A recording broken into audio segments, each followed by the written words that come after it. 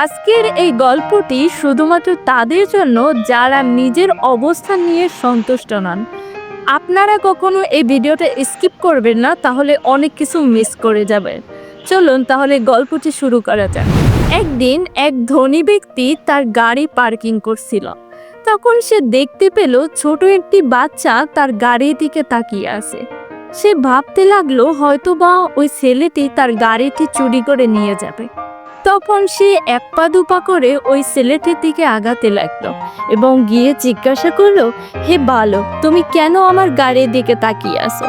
তখন ছেলেটি একটু মৃদু হাসি হেসে বলল, না কাকা, আমি আপনার গাড়ির দিকে না, বরং আপনার পায়ের দিকে তাকিয়ে আছি।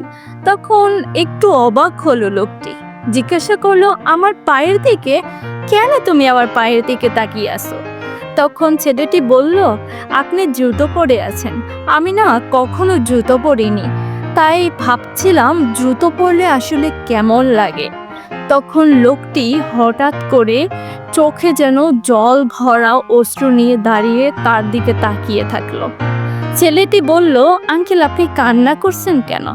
তখন লোকটি বলল, তুমি এতটা কষ্ট করতেছো শুধু একটা জুতার জন্য? তখন তার পায়ের জুতো খুলে ছেলেটিকে পরিয়ে দিল। এই গল্প থেকে আমরা শিখতে পারি, আপনার কাছে যা আছে হয়তোবা সেটা আপনার কাছে খুবই সাধারণ, কিন্তু এটা হতে পারে অন্যের কাছে একটি স্বপ্নের বিষয়, এবং সেটি হতে পারে তার কাছে খুবই আশ্চর্যের এবং অসাধারণ।